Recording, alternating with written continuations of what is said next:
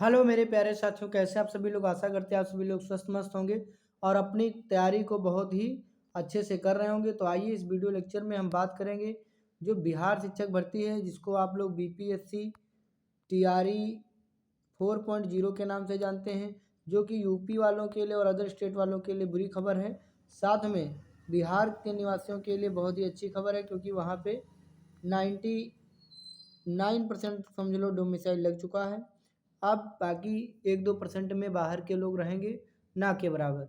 चलिए, बिहार वालों के लिए बहुत ही ये स्पेशल क्लास है। साथ में यह क्लास यूपी एलटी ग्रेड के लिए भी जो साथी देख रहे हैं, उनके जनरल साइंस में ये क्वेश्चन सभी में आने वाले हैं। जीके जीएस में काम करेंगे, तो आप लोग जरूर इस वीडियो को देखेंगे। वीडियो को अच्छी लगे तो लाइक करिए, हाइप करिए और सब्सक्राइब करिए।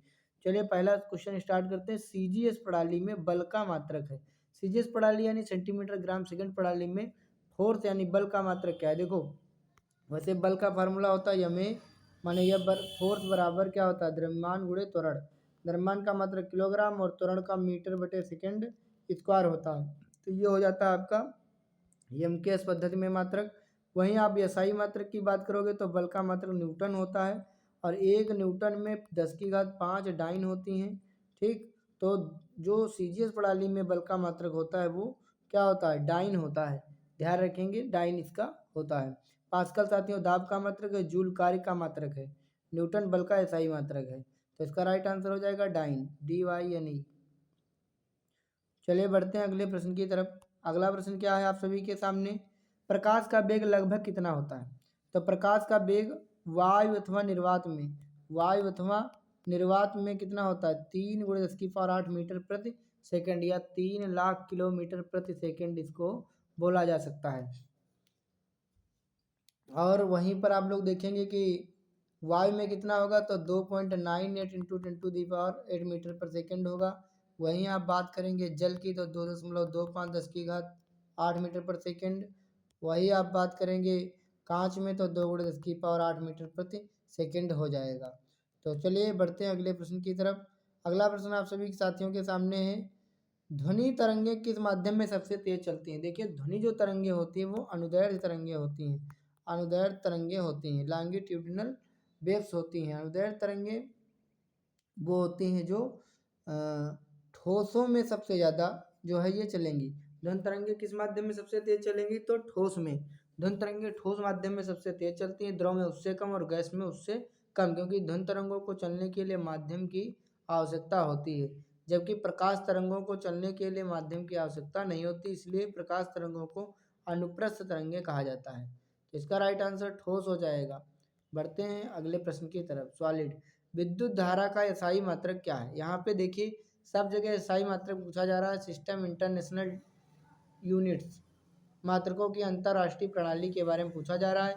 विद्युत धारा क्यों बराबर IT आपने पढ़ा होगा, आवेश बराबर धारा गुणे समय। यहाँ से अगर धारा बराबर निकालेंगे तो Q बटे T यानी कूलाम बटे सेकेंड आएगा इसका मात्रक एम के इस पद्धति में। वहीं विद्युत धारा का एसआई मात्रक एम्पियर होता है। साथियों, इसको ए से व्यक्त किया जाता है। जो वोल्ट देख रहे हैं ये विभव का मात्रक है, विभव या विभवांतर का मात्रक यहाँ पे हो जाएगा। वहीं आप लोग जूल देख रहे हैं तो ये कार्य का मात्रक होता है, कार्य ऊर्जा उष्मा सबका मात्रक जूल होता है। ओम अगर देख रहे हैं, जिसको ग्रीक अक्षर ओमेगा से रिप्रेजेंटेड किया जाता है, और ओम जो है ओम जॉर्ज साइमन ओम, यहाँ पर वैज्ञानिक थे जॉर्ज, ब्रिटिश वैज्ञानिक जॉर्ज साइमन ओम का पूरा नाम था। इनकी पत्नी का नाम महो था। तो प्रतिरोध का मात्रक ओम होता है, रेजिस्टेंस का मात्रक यहाँ पर ओम होता है, जो इस तरीके से दिखाया जाता है। प्रतिरोध किसी भी धारा को परिपथ में बहने के लिए धारा के मार्ग में आने वाली रुकावट या बाधा को जो है प्रतिरोध कहा जाता है। चलिए बढ़ते हैं अगले प्रश्न की तरफ। अगला प्रश्न है आपके सभी के सामने। H2O किसका रासायनिक सूत्र है। H2O इसको हम लोग जल के नाम से जानते हैं, जिसका अणुभार होता है 18। जब निकालेंगे आप लोग H2O का अणुभार, देखो हाइड्रोजन का 1 होता है, 1 2 2 प्लस इसका होता है 16, तो 16 और 2 18 हो जाएगा इसका जल का अणुभार।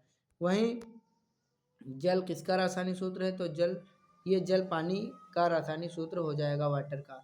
साधारण नमक का होता है NaCl, सोडियम क्लोराइड। सल्फ्यूरिक अम्ल जिसको तेजाब के नाम से जानते हैं H2SO4 इसका होता है। तो इसका राइट आंसर हो जाएगा आपके सामने सी विकल्प पानी।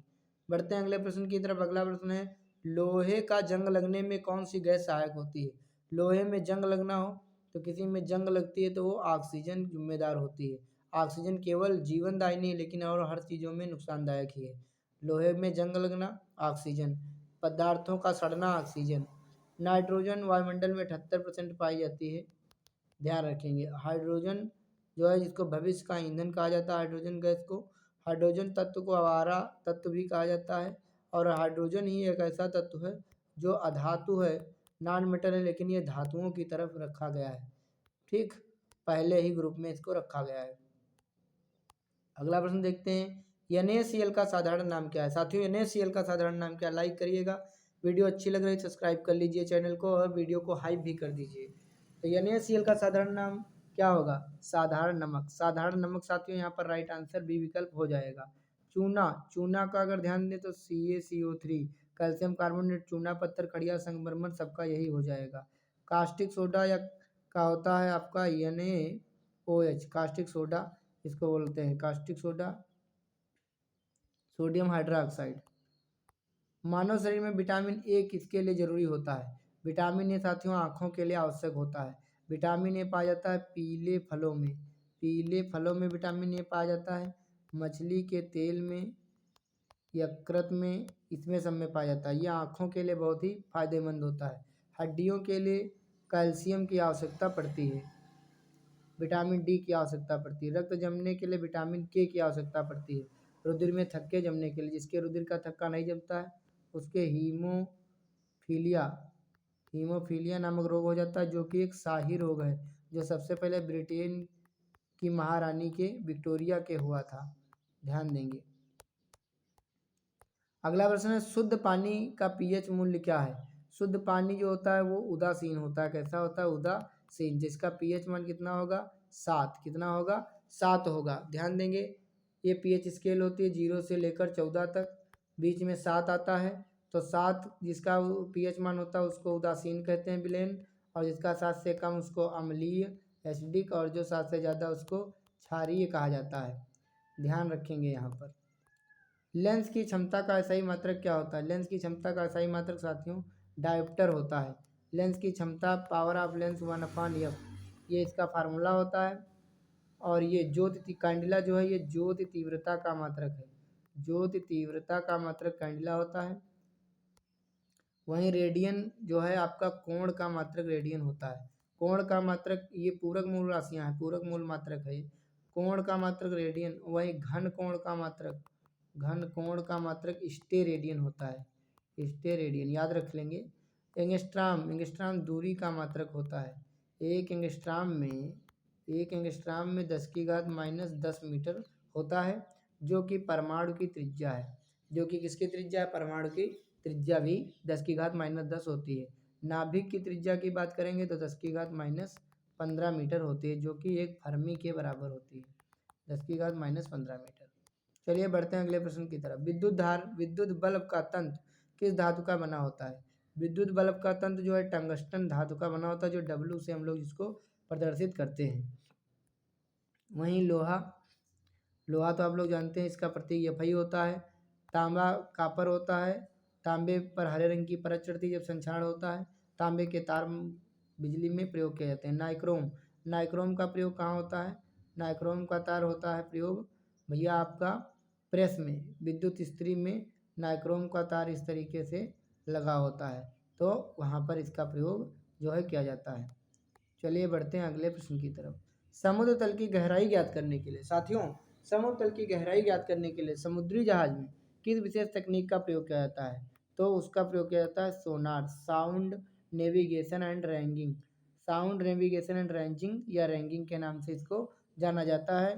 तो ये जो है प्रतिध्वनि सिद्धांत पर कार्य करती है, लेकिन इसका राइट आंसर सोनार हो जाएगा, सोनार तकनीकी।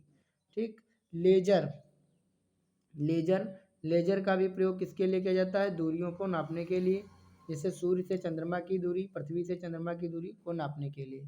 ठीक, चलिए अगले प्रश्न की तरफ बढ़ते हैं। कोशिका विभाजन के दौरान स्प्लिंडर फाइबर किससे बनते हैं? कोशिका दौर विभाजन के दौरान जो है स्प्लिंडल फाइबर किससे बनते हैं? तो ये सेंट्रियोसोल से बनते हैं, सेंट्रियोल कह लीजिए इसको, सेंट्रियोल से बनते हैं, इसको आप लोग याद कर लीजिएगा।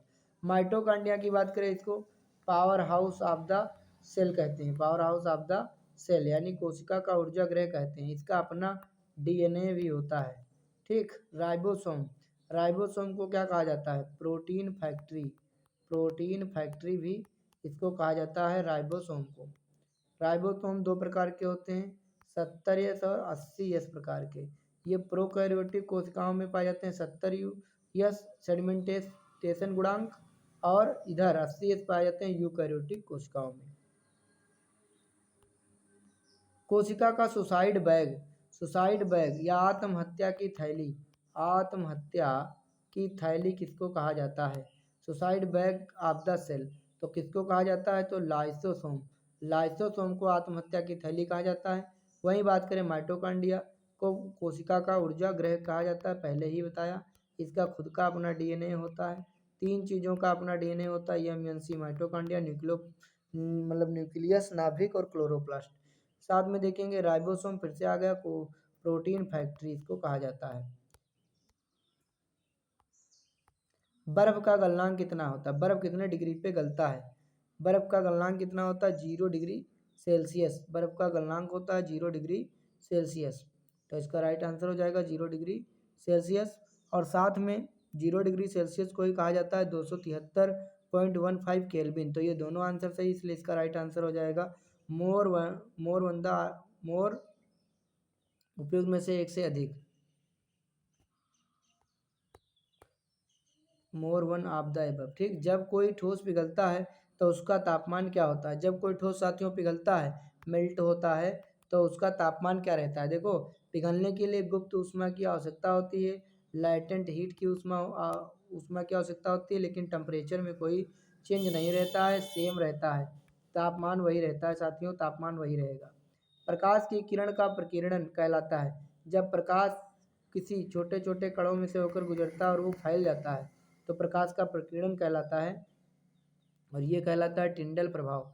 क्या कहलाता है? टिंडल प्रभाव। टिंडल प्रभाव में क्या होता है? जब कोई प्रकाश आती है, धुएं और उसमें से कणों में से गुजरती है, तो एक शंकु के आकार की संरचना बनाती है। क्या बनाती है? एक शंकु के आकार की संरचना, जो है कुछ इस तरीके से, यहाँ पे इस तरीके से शंकु के आकार की संरचना बनाती है। कोशिका में वसा का संश्लेषण किसमें होता है? कोशिका में वसा यानी फैट का संश्लेषण किसमें होता है? तो वसा का होता है स्मूथ, ESER। दो प्रकार के जो है रेटिकुलम कहलाते हैं, तो स्मूथ एंडोप्लाज्मिक रेटिकुलम, अंतःप्रद्रावी जालिका। तो इसमें जो है कौन सी होगी? बी विकल्प सही होगा। रफ वाले में प्रोटीन का संश्लेषण होता है और स्मूथ वाले में वसा का संश्लेषण होता है। माइटोकॉन्ड्रिया तो कोशिका का ऊर्जा गृह होता है। मोमबत्ती जलने के दौरान निम्नलिखित में से गतिविधि होती है। जब मोमबत्ती जलती है साथियों, तो भौतिक और रासायनिक दोनों प्रकार की क्रियाएं होती हैं। भौतिक परिवर्तन यानी जो ऊपर का भाग जलता है वो भौतिक परिवर्तन के अंतर्गत आता है मोमबत्ती में, और जो नीचे पिघलता है वो रासायनिक परिवर्तन के अंतर्गत आता है। इसलिए more one the of the above हो जाएगा इसका राइट आंसर, उपयुक्त में से एक से अधिक। अगला प्रश्न है, किस कोशिकांग को प्रोटीन फैक्ट्री के नाम से जानते हैं? कई बार ये प्रश्न रिपीट हुआ। राइबोसोम को प्रोटीन फैक्ट्री के नाम से जानते हैं, माइटोकॉन्ड्रिया को कोशिका का ऊर्जा गृह, गोल्गी बॉडी को पैकेजिंग फैक्ट्री, कोशिका की पैकेजिंग फैक्ट्री इसको कहा जाता है। ठीक, अगला प्रश्न है, मोमबत्ती जलने के दौरान कौन सी गतिविधि होती है? ये अभी हमने पढ़ाया है, रिपीट हुआ है क्वेश्चन। निम्नलिखित में से कौन सा उभयलिंगी पौधा नहीं है? पपीता भी उभयलिंगी है, सफ़ेद शहतूत भी उभयलिंगी है, तरबूज भी उभयलिंगी है। ये सभी उभयलिंगी हैं, इसलिए उपयुक्त में से एक से अधिक उभयलिंगी हैं। मतलब इनमें से कोई भी उभयलिंगी पौधा, इनमें से कौन सा उभयलिंगी पौधा नहीं है? मतलब तो इसमें से कोई भी नहीं है। ये पपीता भी नहीं है, शहतूत भी नहीं है, तरबूज भी नहीं है। पपीता भी एक लिंगी, शहतूत भी एक लिंगी, तरबूज भी एक लिंगी। तो यहाँ पर ये एक से अधिक हो जाएगा। कहने का मतलब है ये सभी उभयलिंगी नहीं है, ये सभी एक लिंगी, पपीता, सफ़ेद, शहतूत। तो कौन से नहीं है? कोई भी नहीं, एक से अधिक नहीं। More one the above. अगला प्रश्न है, वाणिज्यिक उर्वरकों में निम्नलिखित में से कौन से बड़े तीन प्राथमिक पोषक होते हैं? तो इसमें होते हैं NPK, याद रखेंगे NPK, nitrogen phosphorus potassium, nitrogen phosphorus potassium. कौन सी कोशिकांग प्रोटीन पैकिंग श्रवण से के लिए जिम्मेदार होती है। प्रोटीन पैकेजिंग का कार्य कौन करता है? Golgi body. गोल्जी बॉडी जो है प्रोटीन पैकेजिंग का कार्य करता है। राइबोसोम को कोशिका की प्रोटीन फैक्ट्री कहा जाता है। माइटोकांड्रिया ऊर्जा गृह कहा जाता है कोशिका का। गाय के गोबर का उचित प्रयोग ईंधन में और खाद में किया जाता है। उपयुक्त में से एक से अधिक। जल की भाप की अवस्था निम्नलिखित से है। जल से जब भाप बन जाती है साथियों तो भाप आ जाती है गैस के अंतर्गत। इसका राइट आंसर गैस हो जाएगा। कोशिका झिल्ली किस प्रकार की होती है? कोशिका झिल्ली जो होती है अर्धपारगम्य झिल्ली होती है। सेमी परमिएबल मेम्ब्रेन SPM याद रखेंगे। सेमी परमिएबल मेम्ब्रेन माने कुछ चीज़ों को तो आने देगी लेकिन कुछ चीज़ों को जाने नहीं देगी। कोशिका का आकार और आकृति मुख्य रूप से किस पर निर्भर करता है? तो ये किस पर? कोशिका के अंदर जो क्रियाएं होती हैं उस पर निर्भर करता है। पौधों में प्रकाश संश्लेषण किस कोशिकांग में होता है? तो प्रकाश संश्लेषण होता है क्लोरोप्लास्ट में। हरित लवक इसको कहा जाता है, हरित लवक, या इसी को हम लोग पर्णहरिम के नाम से भी जानते हैं, क्लोरोफिल को। कोशिका विभाजन के किस चरण में क्रोमोसोम सबसे अधिक स्पष्ट रूप से दिखाई देता है? तो ये होता है मेटाफेज। मेटाफेज के दौरान जो है स्पष्ट दिखाई देता है। पादप कोशिका में सबसे बड़ी संरचना कौन सी होती है? पादप कोशिका में सबसे बड़ी संरचना कौन सी होती है? वैक्यूल, रिक्तिका होती है। देखो पादप में यही सबसे बड़ी होती है, रसधानी जिसको हम लोग हिंदी में बोलते हैं। एक सोनार में मौजूद मुख्य उपकरण क्या है जिसका उपयोग पानी के नीचे मौजूद वस्तुओं की दूरी, दिशा, गति का पता लगाने के लिए किया जाता है? सोनार में कौन सी चीज़ होती है? ट्रांसमीटर और डिटेक्टर। ट्रांसमीटर जिससे किरण जाती है किरण, और डिटेक्टर जिससे वापस आती है जो उसको रिसीव करती है, रिसीवर। किस कोशिकांग में पाचक एंजाइम पाए जाते हैं? पाचक एंजाइम किस में पाए जाते हैं? लाइसोसोम में पाए जाते हैं पाचक एंजाइम। कोशिका का नियंत्रण केंद्र सेंट्रल सेंटर तो ये होता है आपका नाभिक, न्यूक्लियस। नाभिक की खोज रॉबर्ट ब्राउन ने सबसे पहले 1831 में किया था। कोशिका का नाभिक किसने खोजा? ये देखो प्रश्न आ ही गया। नाभिक की खोज की थी किसने? रॉबर्ट ब्राउन ने 1831 में। को रॉबर्ट हुक ने 1665 में सबसे पहले कोशिका की खोज किया, मृत कोशिका की खोज किया था वृक्ष की छाल में। और स्लाइडेन और स्वान ने जो है बाद में जीवित कोशिका की खोज लीवेनहॉग ने किया। फिर स्लाइडेन और स्वान ने कोशिका का सिद्धांत दिया था। चलिए यहाँ पर देखते हैं शैवाल के वैज्ञानिक अध्ययन को क्या कहा जाता है? तो इसको कहा जाता है फाइकोलॉजी। इसको क्या कहा जाता है? फाइकोलॉजी। याद रखेंगे। माइकोलॉजी में सूक्ष्म जीव आते हैं जिनको कवकों का अध्ययन कहा जाता है। कोशिका के अध्ययन की शाखा को क्या कहते हैं? साइटोलॉजी। सी से सेल, सिर से साइटोलॉजी। साइटोलॉजी के अध्ययन। फाइकोलॉजी किसको? शैवाल के अध्ययन को। हिस्टोलॉजी आप लोग कमेंट में बताएंगे। कोशिका का प्रोटीन फैक्ट्री किसे कहा जाता है? कोशिका का प्रोटीन फैक्ट्री किसको कहा जाता है? राइबोसोम को। राइबोसोम को प्रोटीन फैक्ट्री कहा जाता है।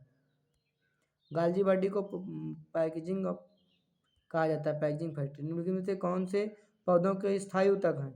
Parenchyma, collenchyma, स्केलेन्काइमा।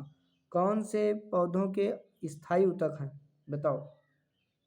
तो यहाँ पे ये तीनों जो हैं स्थायी ऊतक हो जाएंगे आपके, जिनमें से दो जो हैं ये जीवित ऊतक होते हैं और ये मृत ऊतक होता है।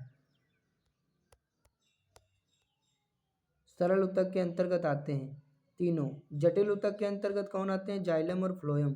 जाइलम फ्लोएम जटिल ऊतक के अंतर्गत आते हैं, इसलिए more than one of the above इसका राइट आंसर हो जाएगा। उपयुक्त में से एक से अधिक, more than one of the above. Which tissue transport water and minerals? कौन से ऊतक पानी और खनिजों का परिवहन करते हैं? तो इसमें पानी और खनिजों का परिवहन करते हैं जाइलम, और भोजन का परिवहन करता है फ्लोएम। तो इसका राइट आंसर जाइलम हो जाएगा साथियों। जाइलम भी और ट्रैकियड्स यानी जाइलम का भाग भी, तो हो जाएगा फिर से more than one of the above. यहाँ पे more than one of the above right answer हो जाएगा। किस कोशिकांग में स्वयं का डीएनए और राइबोसोम दोनों पाए जाते हैं? तो माइटोकांड्रिया में और क्लोरोप्लास्ट। और MNC मल्टीनेशनल कंपनी याद कर लीजिए, माइटोकॉन्ड्रिया, न्यूक्लियस और क्लोरोप्लास्ट, इनमें सब में अपना डीएनए और राइबोसोम होता है। तो इसमें भी हो जाएगा more than one of the above, यानी उपयुक्त में से एक से अधिक। रेशम कीट पालन को वैज्ञानिक रूप से किस नाम से जाना जाता है? सेरीकल्चर के नाम से साथियों, सेरीकल्चर के नाम से जाना जाता है। वर्मी कल्चर में केंचुओं के लिए पालन को कहा जाता है। एपीकल्चर आप लोग कमेंट करिएगा। जीवित कोशिका का अवलोकन सबसे पहले किसने किया था? एंटोनी वान लीवेनहॉक। लीवेनहॉक ने सबसे पहले जीवित कोशिका का अध्ययन किया था। सबसे पहले जीवित कोशिका का अध्ययन किया था एंटोनी वान लीवेनहॉक। पानी में इसको जो है देखा था। स्लाइडेन व स्वान ने कोशिका का सिद्धांत दिया। रॉबर्ट हुक ने सबसे पहले 1665 में मृत कोशिका की खोज किया था। कौन से ऊतक जीवित होते हैं? पैरेन्काइमा कोलेनकाइमा जीवित ऊतक होते हैं, जबकि स्केलेनकाइमा कठोर होता है और ये मृत ऊतक के अंतर्गत आता है, मृत होता है। प्रकाश तो इसका राइट आंसर कौन सा हो जाएगा? देखिए इसमें दो आंसर हैं, पैरेन्काइमा कोलेनकाइमा, इसलिए more than one of the above इसका राइट आंसर हो जाएगा। प्रकाश संश्लेषण होता है रात्रि में, दिन में, और रात्रि में, दिन में अथवा रात में। देखिए श्वसन, श्वसन जो है दिन और रात दोनों में होता है, दिन प्लस रात, दिन और रात्रि दोनों में पेड़ पौधे श्वसन करते हैं, जबकि प्रकाश संश्लेषण दिन में होता है। क्या होता है? दिन में होता है, लेकिन रात में भी हो सकता है, क्योंकि अगर उनको प्रकाश मिल गया तो रात में भी कर लेंगे। तो दिन में अथवा रात में, दिन में और रात में, हाँ दोनों में भी होता है प्रकाश संश्लेषण, लेकिन ये कोई पक्की बात नहीं कि दोनों में होगा। इसका राइट आंसर सी विकल्प होगा, दिन में अथवा रात में। ठीक। कोशिका का power house of the cell किसे कहा जाता है? माइटोकॉन्ड्रिया को कोशिका का power house of the cell कहा जाता है। गाल्जी बॉडी को प्रोटीन पैकेजिंग कहा जाता है। राइबोसोम को कोशिका की प्रोटीन फैक्ट्री कहा जाता है। माइटोकॉन्ड्रिया को सबको पता है। हृदय गति मापने हेतु जो है कौन किसका प्रयोग किया जाता है? Cardiogram, cardiogram. यहाँ पे अल्टीमीटर क्या करता है? ऊंचाई, हाइट मापने का कार्य करता है। अल्टीमीटर से ऊंचाई मापी जाती है। कौन सा हवाई जहाज कितनी ऊंचाई पर उड़ रहा है? माचिस की डिब्बी में रगड़ने वाली सतह पर मौजूद मुख्य रासायनिक घटक फास्फोरस होता है। कौन सा? लाल फास्फोरस, रेड फास्फोरस। और माचिस की तीली पे जो इसे लगा होता है वो कौन सा होता है? पोटेशियम क्लोरेट होता है। और फास्फोरस, लाल फास्फोरस होता है इस पे, इस तरीके से जो माचिस की सतह होती है। ठीक। तो चलिए, ग्रेफाइट तो पेंसिल में होता है, सेल में होता है। तो ये थे कुछ 50 क्वेश्चन। आशा करते हैं आप सभी को ये वीडियो ज़रूर ही पसंद आया होगा। अगर आपको ये वीडियो पसंद आया तो चैनल पे नए हैं तो चैनल को सब्सक्राइब कीजिए। साथ में बताना चाहते हैं कि अगर आपने वीडियो को लाइक, जैसे ही आप लोग लाइक करेंगे तो लाइक करने के बाद एक हाइप बटन करके आता है, तो आप लोग उसको हाइप भी यानी पॉइंट्स भी दे देंगे। और आपका कोई क्वेश्चन हो तो कमेंट सेक्शन में ज़रूर छोड़िएगा। आप सभी का वीडियो देखने के लिए बहुत बहुत धन्यवाद। आप सभी के प्यार सपोर्ट के लिए आपको तहे दिल से धन्यवाद। आपका दिन शुभ हो।